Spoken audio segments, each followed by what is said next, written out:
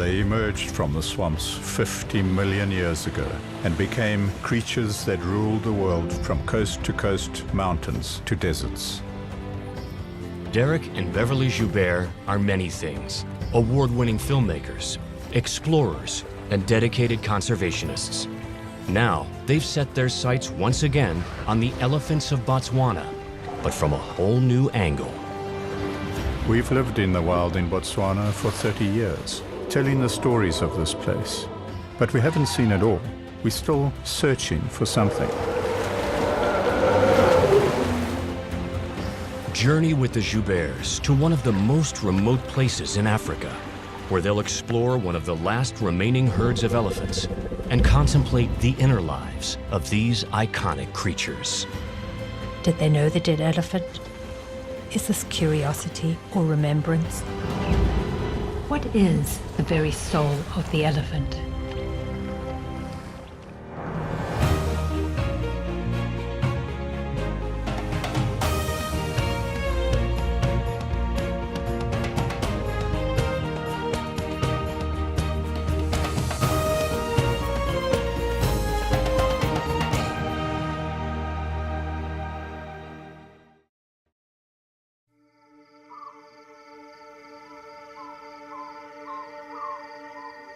The story of elephants is a timeless story of ghosts.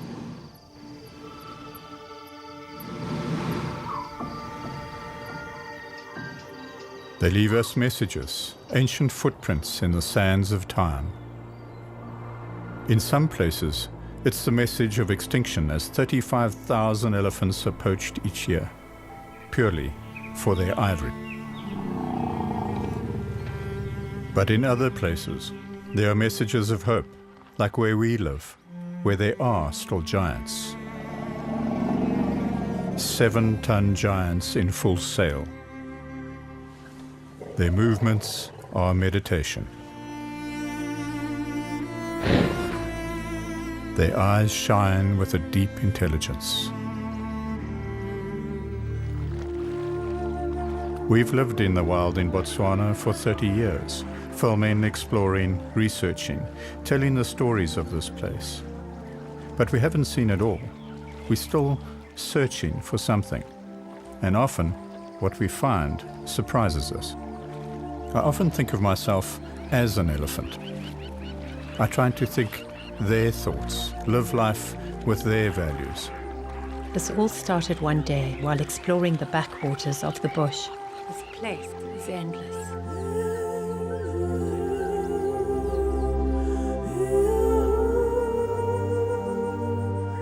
We stumbled across something intriguing.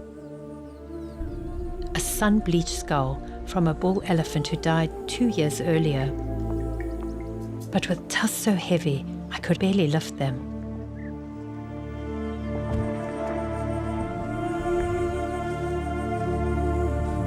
It's rare to find a carcass with its ivory still intact. What's so exciting about that is in what it represents. It means that no one has been here for at least 2 years. But something just didn't add up. We had too many bones for this to be from one elephant. As we looked around, we found enough to make up 2 huge bull elephants, a literal killing field, but with a difference: absolutely no sign of man.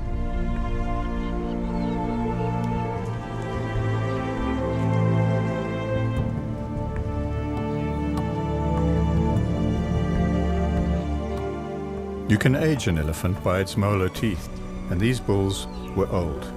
But still, at around 70, they had a few years left to live. They both died in exactly the same place at the same time. Usually, that would mean poaching, but why would these 2 bulls still have their ivory?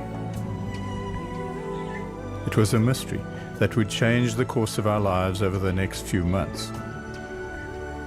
We decided to reconstruct their lives.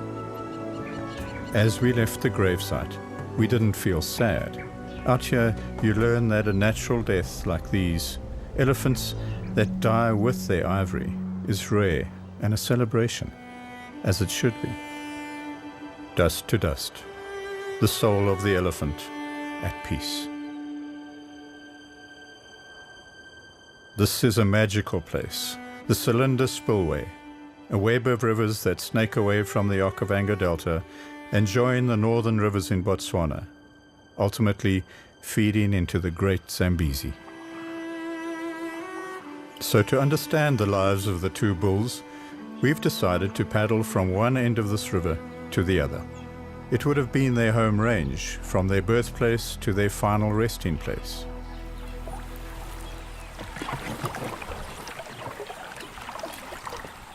Very shallow here. Starting to get into that yellow water that we saw from the air. We'll also survey the carcasses we find to thoroughly understand poaching levels, hunting, and other influences of man. For the next few months, we'll paddle and walk, explore the river and its banks as it cuts through the largest elephant populations in the world.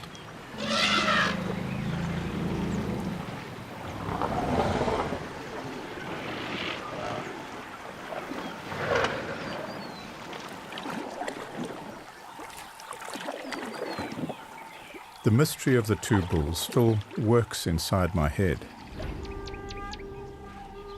They were born over 70 years ago into a very different world.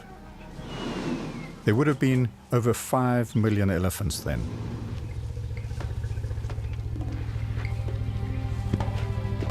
We were waging a world war as a 250-pound baby fought his own first battle against gravity to stand. And his mother diligently cleaned away the placenta to hide the scent and to protect him from lions and hyenas.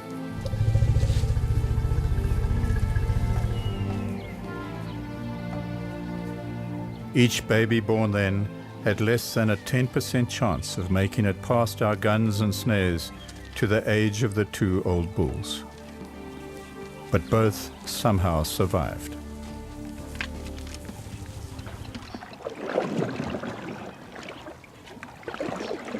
I've also been thinking about those first steps.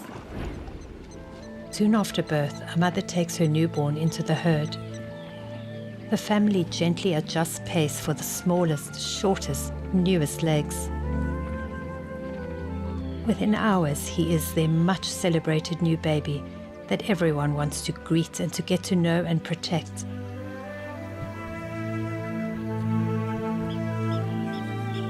The social world he is introduced to will help him develop into one of the most intelligent and sensitive beings on the planet.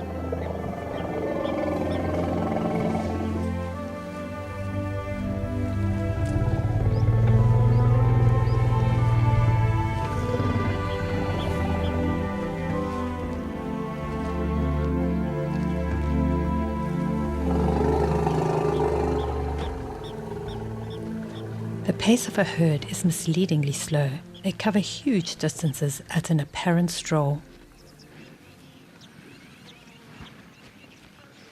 But a quick nap while standing up disorientates him. That's the time to panic.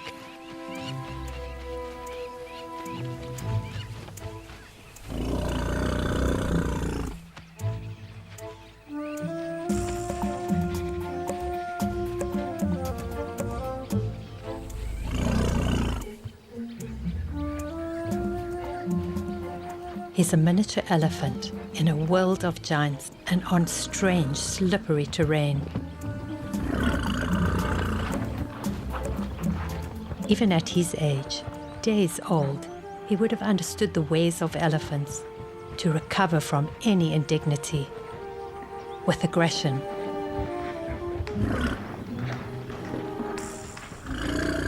Charge at egrets, charge at shadows, but charge whenever you can.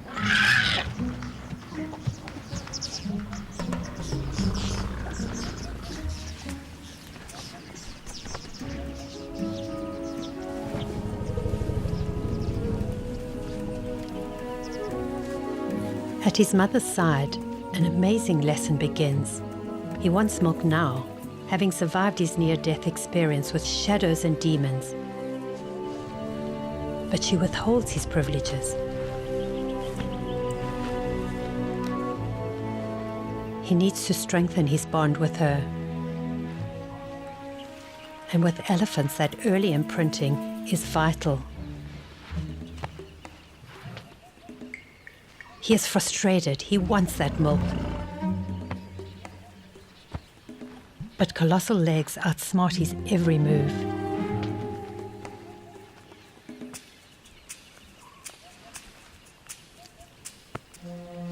It's only when his temper tantrum passes that he is allowed in. His constant pounding away yields results and milk squirts out. These are the intimate lives of elephants we often forget about when we see them just as falling numbers on a chart. The water's deep enough for the hippo here. It's on the next bend. It's 2 weeks in, and we have a problem already. We know enough from 30 years of filming them exactly what is going on. There, up ahead, hippos fighting. This narrow channel is not big enough for us and angry hippos. Gotta go round there. It's time to get out of the deep water. Derek is always keen to give it a try, but it really is time to find an alternative route. Our reluctant captain checks the GPS and plots another course, except there isn't really an alternative but to pull our canoe and gear through the backwaters and shallows, where we can at least see hippos coming. Very shallow here. So much for paddling down the river. If anything goes wrong, we'll need to be airlifted by helicopter from here. It's over 5 days' drive to the nearest town. All right, well done. All right. In the backwaters, we find another skull. A submerged skull gives us very little to go on. It's like coaxing stories out of spirits, but the clues are all there. The lower jaw indicates it was only about 25 years old. We always replace each bone exactly as we find it, out of respect. The sloping forehead tells us it was a young bull. The tusks have not been chopped out. We write it up as another natural death in a watery grave. There is a richness to life here, but none quite as dramatic as what we finally come across downstream. Just ahead, we see our first living elephants in weeks. The phantoms of this expedition are actually real at last.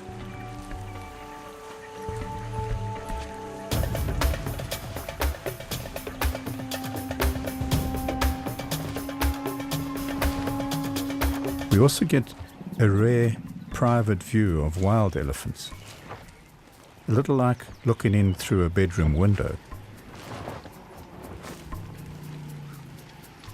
And actually, elephants do snore. The wind changes, swirling our scent towards them, and it seems they know that smell.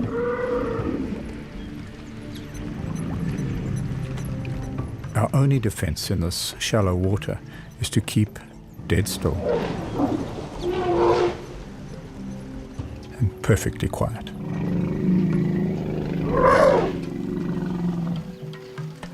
There's always a heavy sleeper. Caught off guard, they're the most dangerous, more prone to panic and to charge.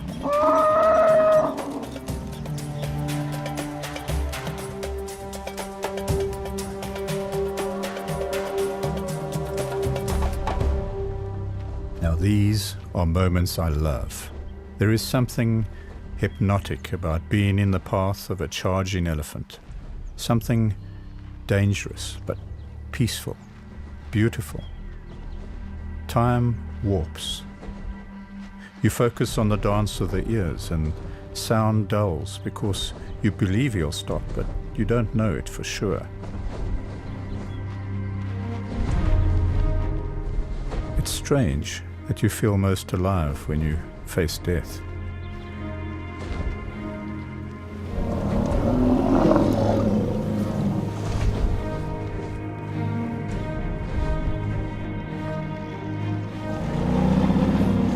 when it's over, I find myself strangely relaxed, privileged at having been face to face with an elephant.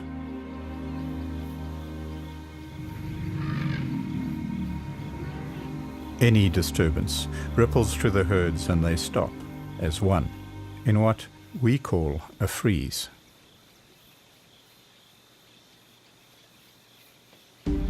The leader gives an order and releases them with another ultrasonic call to move on. That order sends them back our way.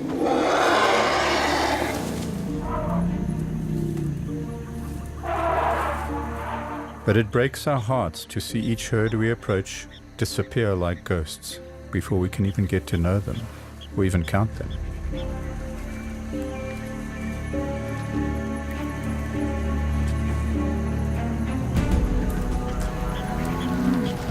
Perhaps it isn't entirely our fault. Within minutes, we find out that the animals here may be upset for a different reason. There are lions hunting in the dusk.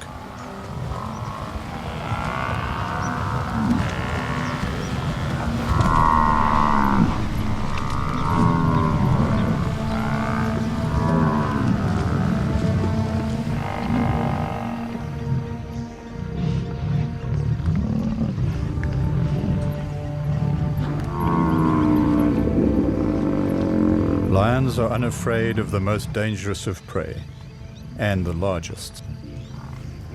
But old bull elephants are the true omnipotent rulers of the savannas, not even pausing to look at the carnage. Certainly it wasn't lions that brought down the 2 old bulls we found over a month ago now.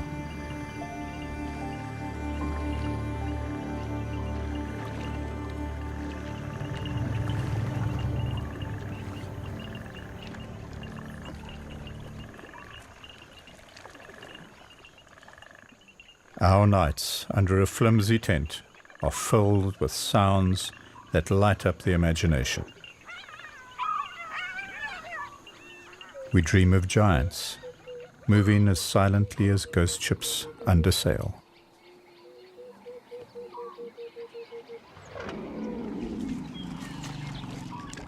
Looks like there's a skull over there. The skull of an elephant tucked into the bush. Let's go down there.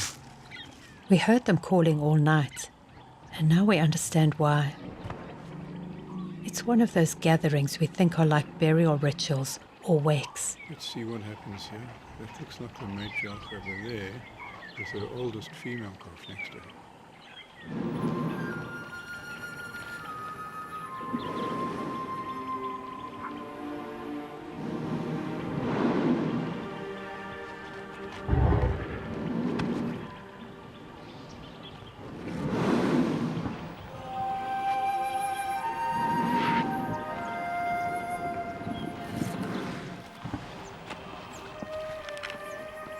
We want to be quiet, respectful, but we still feel like intruders on a family in mourning.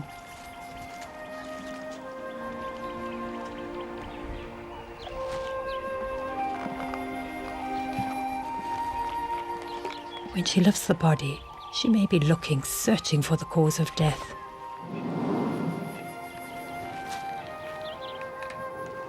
So much attention is given to the ivory, as if it is the very symbol of that elephant, the embodiment of an elephant's soul.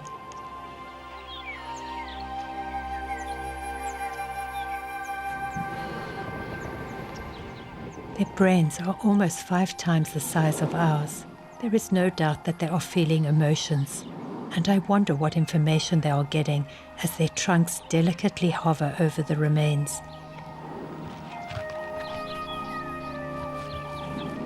Did they know the dead elephant? Was it a family member? Is this curiosity or remembrance?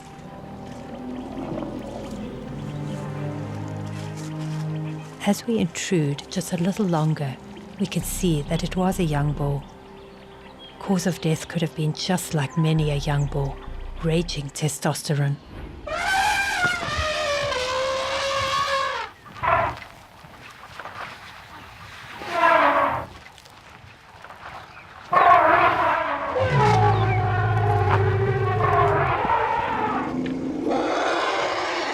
There is a saying in Africa that when two elephants fight, it's the ground beneath them that suffers the most. But a misplaced tusk, a broken leg, and either young bull will end up as bleached skin and bones under the harsh African sky.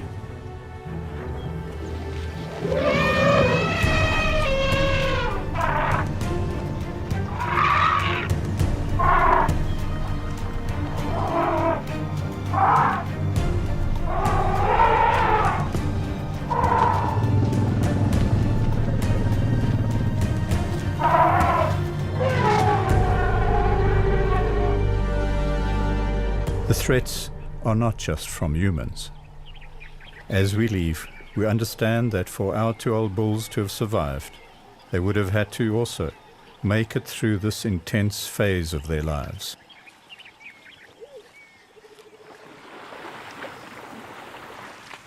It's sizzling hot now, over 100 degrees Fahrenheit. That should make everyone lethargic, or so you would think. In some cases, it just makes them cranky.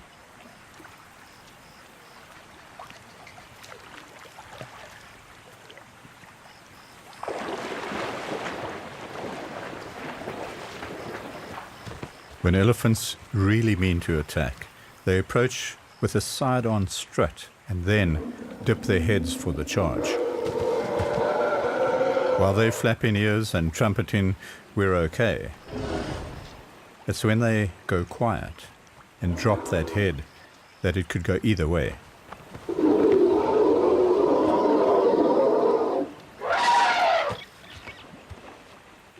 There is a subtle language to all of this. Got to be careful for underneath the boat, Yikes. like that one. I can feel it under my feet. We're drifting over a submerged acacia tree. It breaks the silence. The herd's suddenly wary. We can't backpedal without becoming even more obvious to them.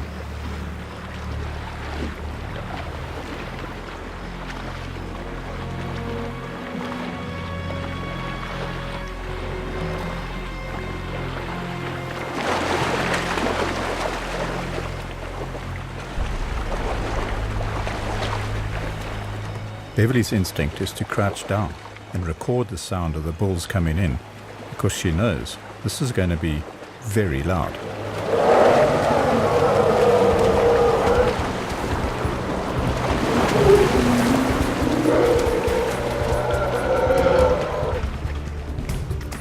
Too close.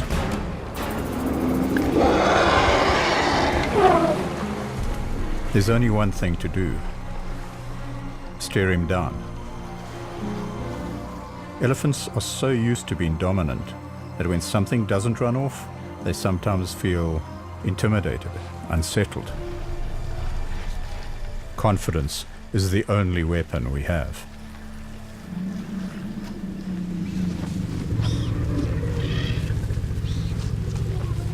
These elephants are wild and angry, unlike earlier ones that just disappeared. They're charging like crazy from every direction, around every bend in the river.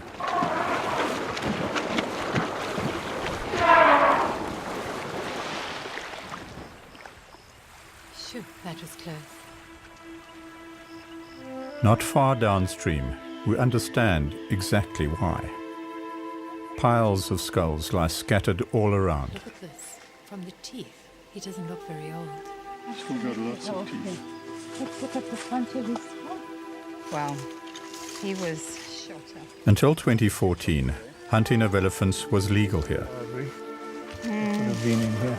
Yeah. Hunters were only allowed to shoot males, but we uncover female skulls as well. Given what we now know, it must be deeply traumatic for elephants when they stumble across these piles of discarded bones. This is a killing field. It explains why, at the start of each hunting season, elephants would leave hunting areas. They must know what we do to them. The two old bulls were lucky to escape this era as well.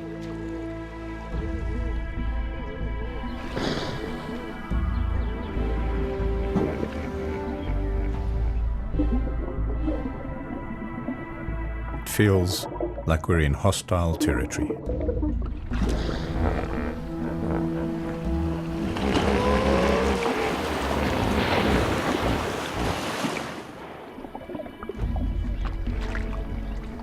We decide to quietly follow the family just ahead.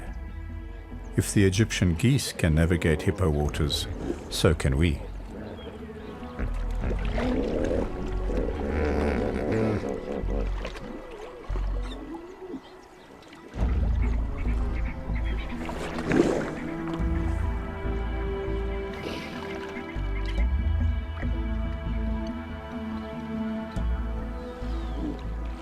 Hippos tend to go to the deep water and then come up anywhere. It's like walking through a minefield. We both silently push back the words swirling around in our heads.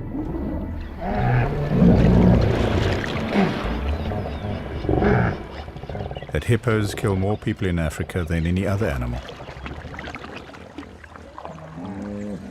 Staying calm is our best weapon. We try not to look into the black water for monsters that may not even be there. But this river is full of surprises.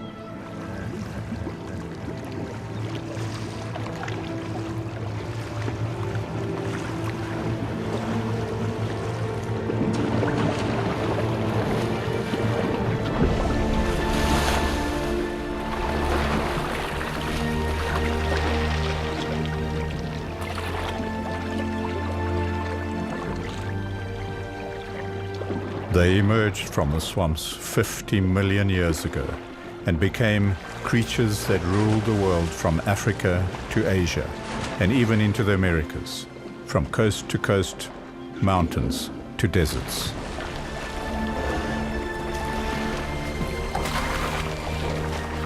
And today, they are as at home in the water as ever.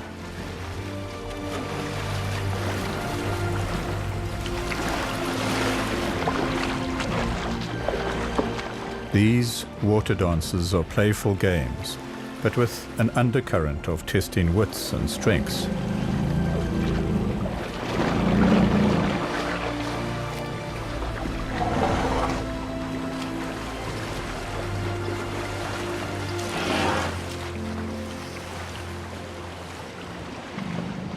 They're not used to people approaching on water, so we decide to drift in while they're distracted by the calm bulls playing nearby.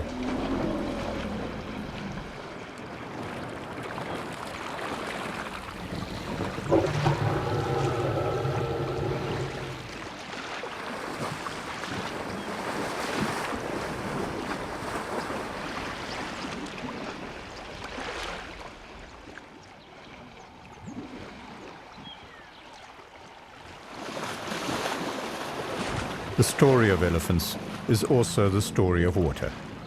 Botswana has over 1/3 of the world's elephants today, thriving here for many reasons. Abundant water may be the most important of them.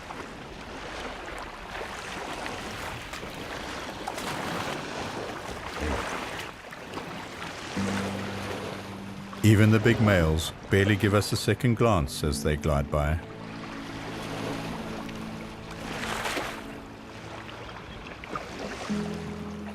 And as the heat relaxes its grip on everything, we sit silently, reluctant to return to normal, and realize that we've been affected by all of this as well.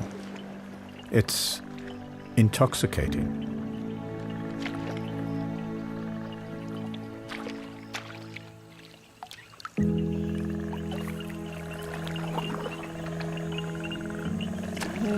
To guide us in. This is bliss. It truly is.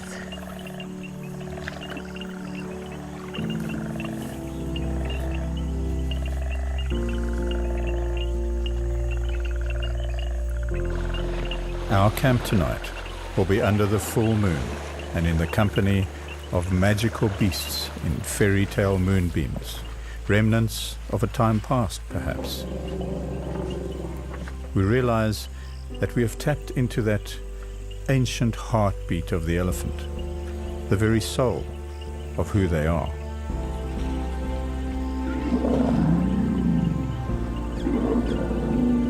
And we definitely know that when we spend time with elephants, we come away somehow better.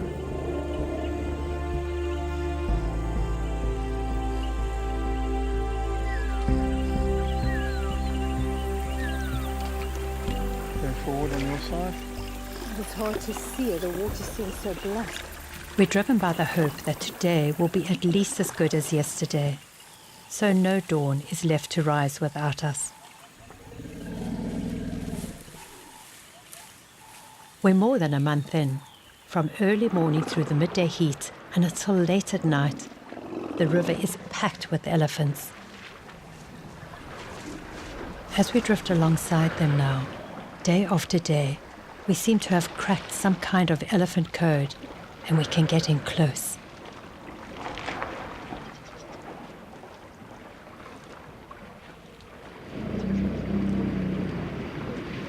We can see details we didn't before.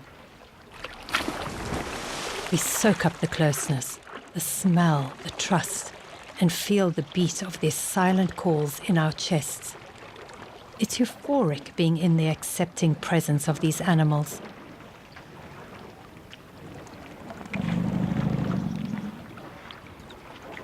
With elephants as calm, Derek wants to experience that closeness even more. The more we do this, the more we embed ourselves into their culture. We imagine for a moment that we thoroughly understand them. And then, for some reason, they all suddenly head away from the river at this point.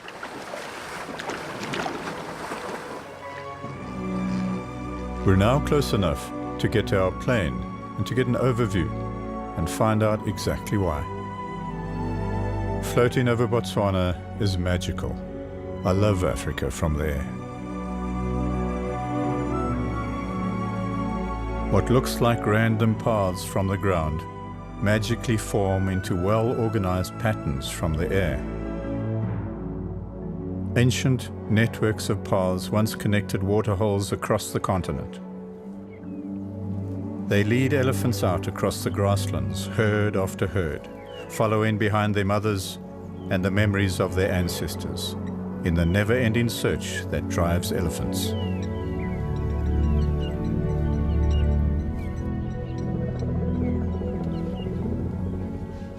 We can now recognize individual elephants, like this one Tusker and her family, as they etch their own stories into the paths with their feet.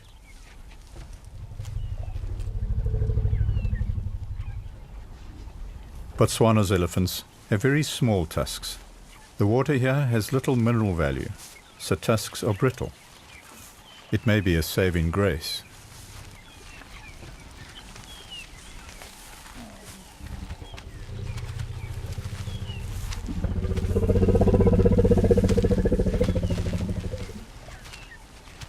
Being a tuskless elephant may actually be an advantage in the future. Virtually every family here has at least one tuskless female. They leave the rivers here for something other than water. Salt. Elephants need almost 1/4 pound of salt every day, and this is the only place to find it. They probe and prospect for tiny crystals, an almost impossible task without fingers, you'd think. But with at least 60,000 muscles in their trunks, elephants can pick out a crystal and work it loose. If need be, they use heavier equipment. Then they just work whole clods into their mouths to swallow and rely on efficient stomachs to filter out the good stuff. The trunk defines elephants. It's their tool for digging, breaking, smelling, investigating, always alive, always moving, just like them.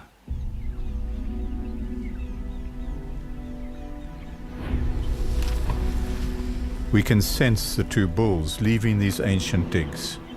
20 years ago, they would have been in search of something even more important than salt, to securing their future. To mate, both males and females need to be in sync. The male must happens once a year. A tiny tuskless cow is also in heat and is not about to let her get away.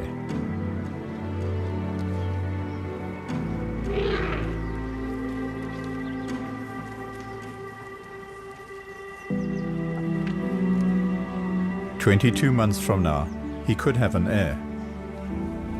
She may still be a teenager, but she knows how to send secret messages of seduction.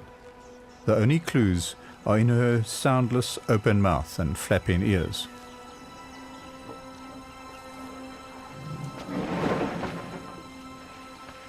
A series of 6 calls, so low in frequency we can't normally hear them. This will attract every mating male within 10 miles of here to contest for the right to pass his genes on to the next generation of cylinder elephants.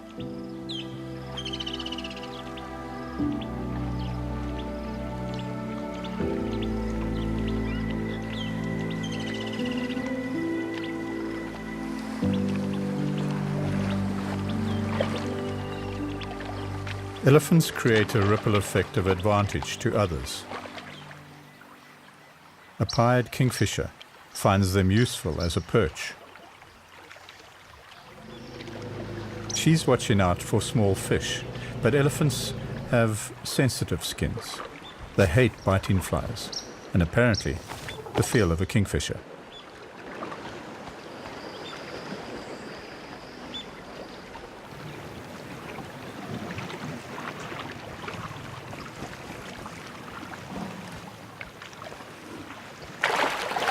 There is a time for babies to just follow along, and a time for them to play and enjoy the slippery feeling of fine mud under their feet. But this is not one of them. We know from working with lions just how quickly they see an opportunity and react. The baby is down, floundering, drowning.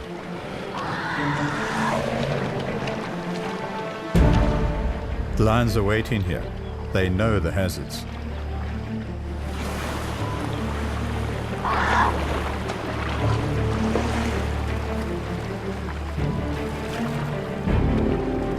And these lions are not afraid of water.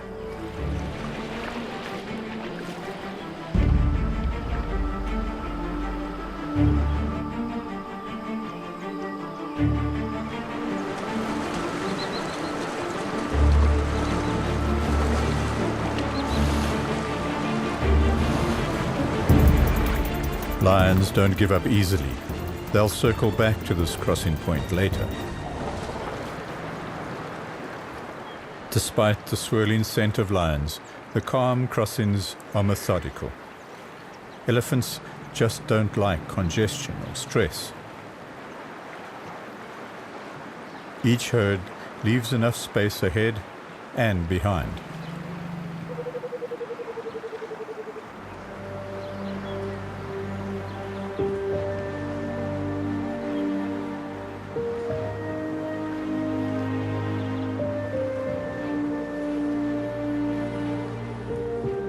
These gatherings and long lines of elephant families floating across the landscape in and out of the sparkling floodplains are very typical of the freedom of Botswana for elephants. The freedom to come and go almost endlessly, to feel the weightlessness of their huge bodies in water.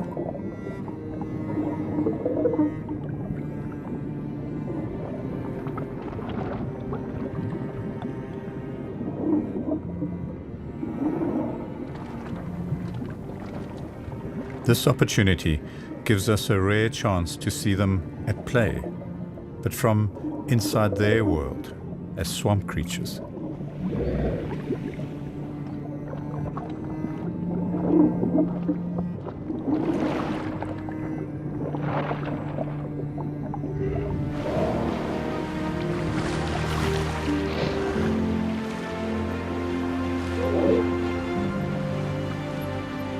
They always maintain the integrity of their family groups, keeping separate by just enough so their young don't mingle and get lost, and yet close enough to stay in touch as a herd. as a clan of elephants. At times, these clans will gather at crossings in numbers of well over 400 elephants along the Cylinder Spillway. Keeping those families intact in a huge herd like this can be a challenge.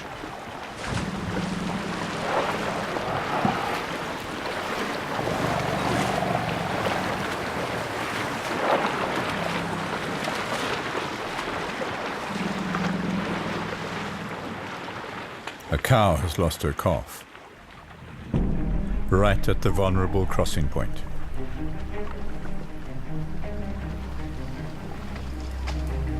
After doing the very first studies and films on lions attacking elephants, we can virtually replay it from memory. First, a lost calf panics and calls out.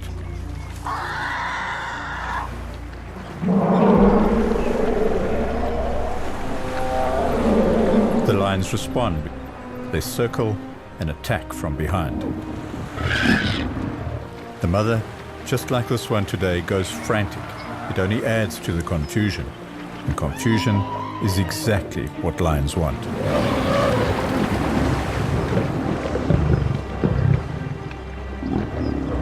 Today, it is different. And the nightmare is prevented when the mother gets there just in time to mount a daring rescue.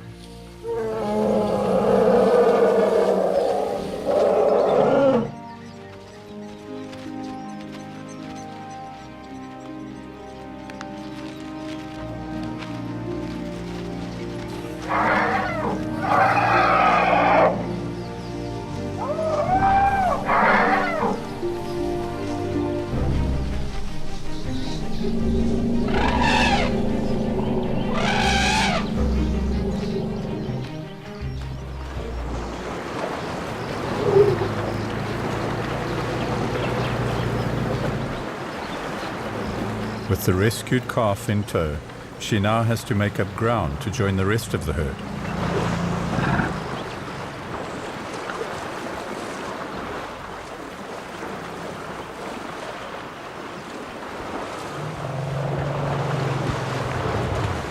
But elephants are nothing if not compassionate and understanding.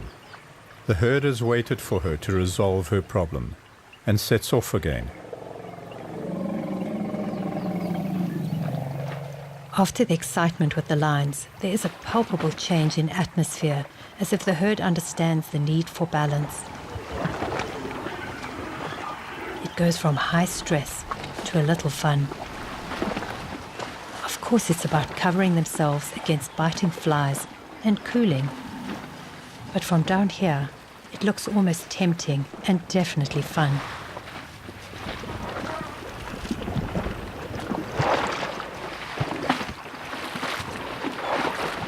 There is not much of the world left that can make you feel like this. At this relaxed pace where elephants are what they have always been, on their terms.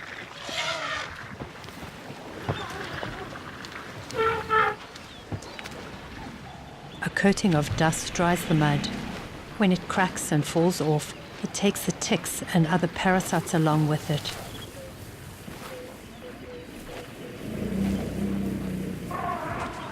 The security of being in the fold once again allows the calf to shake off his encounter with the lions and cover his superficial wounds.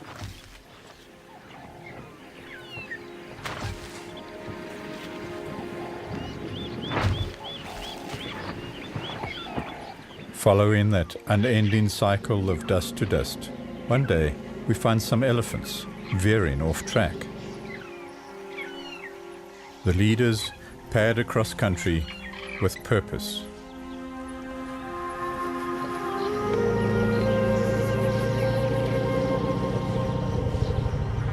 Her soul long departed, she lies as a gentle reminder to her clan of who she was, her long life, her successes, her rescues, her compassion, and the days spent together in the mud and the dust.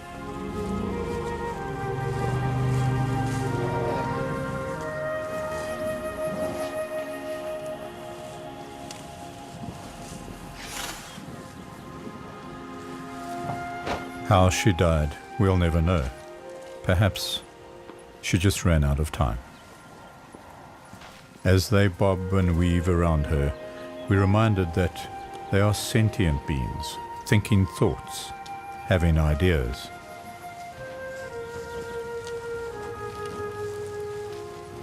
Touch, smell, remember, think.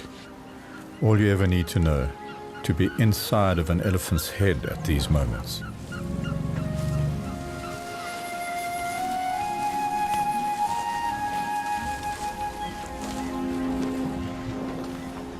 Herd after herd come in, with just enough time between each wave for us to place some cameras and to disguise our scent. At the last minute, I remember that actually turning the camera on may be useful.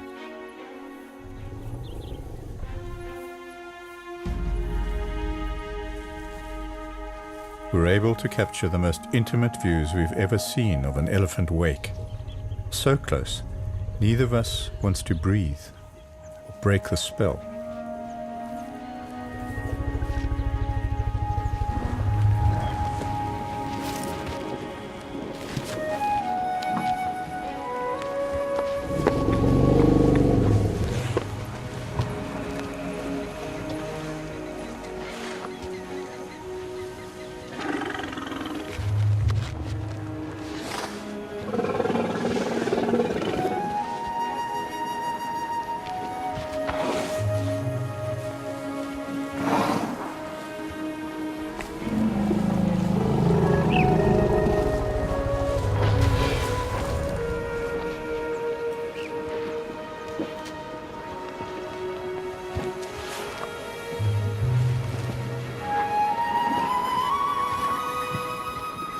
Right here, we've seen that something special that we both love about Africa at its best. A skull with its ivory intact, pure, the way it should be, absolutely worthless. I like that ivory's worthless. The only value should be as a beacon of memory to the elephant clan she was once a part of.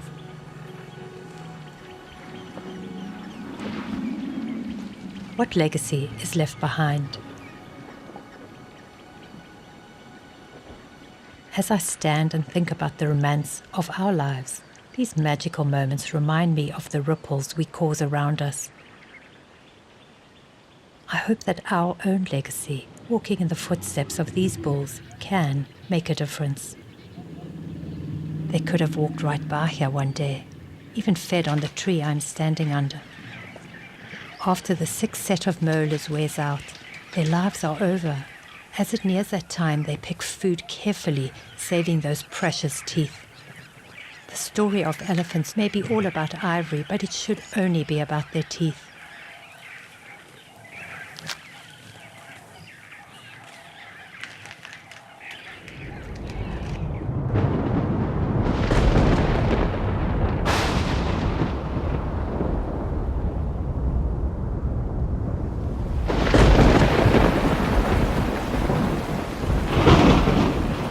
The lashing rain triggers respite for elephants and their teeth.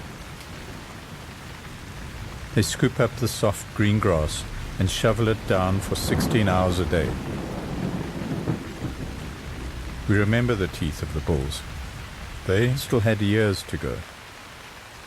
As we follow the elephants into the open, we have a flash of inspiration.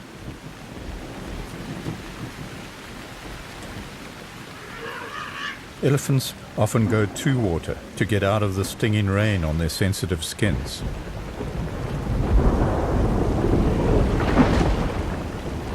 They could have been struck down instantly by lightning. It's the best answer we can find for two bulls struck dead together with their tusks intact.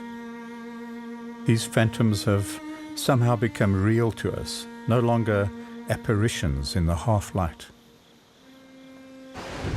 They're living beings with full lives and even quite possibly souls.